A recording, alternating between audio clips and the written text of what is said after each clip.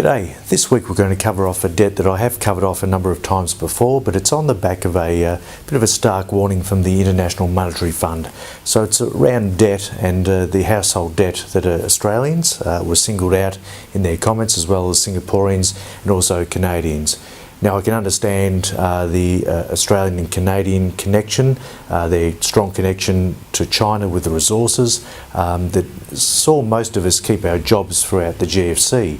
And since the GFC, our household debt levels, as well as government, but probably to a lesser extent, our household debt levels have skyrocketed to record levels. So obviously low interest rates have helped push that, and some of the examples that we've seen, and this is a very strong examples in self-managed superannuation funds.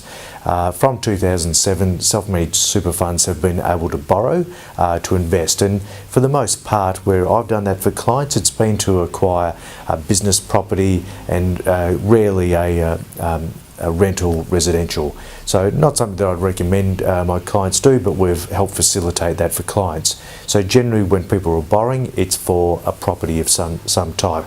So in 2011, the limited recourse borrowing arrangements, as they're called, the total funds that has been lent out was 1.4 billion.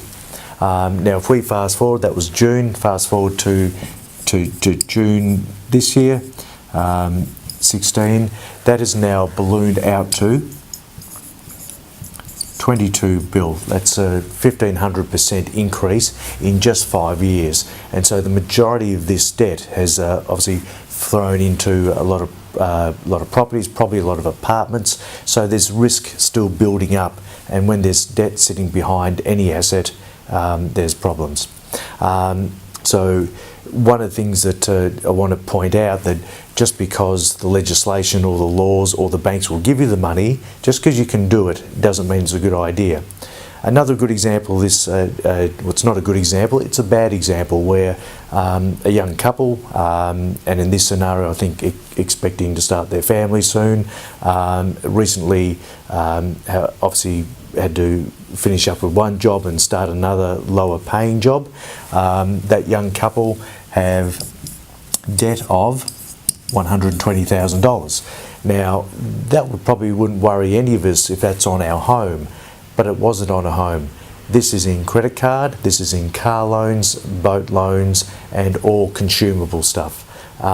So the chances of these people maintaining these debts under these circumstances, you know, when they're about to have a child, or job prospects of, you know, the job that you did have when you're taking out the loans is now gone and your income has come down, they just will not be able to afford that while trying to, you know, maintain a reasonable lifestyle.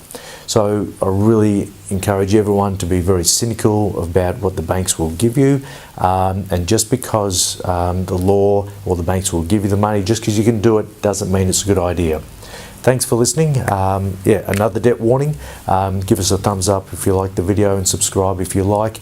Also below in the comments description area there's a lot of our resources, self-managed super funds, ways to pay down debt.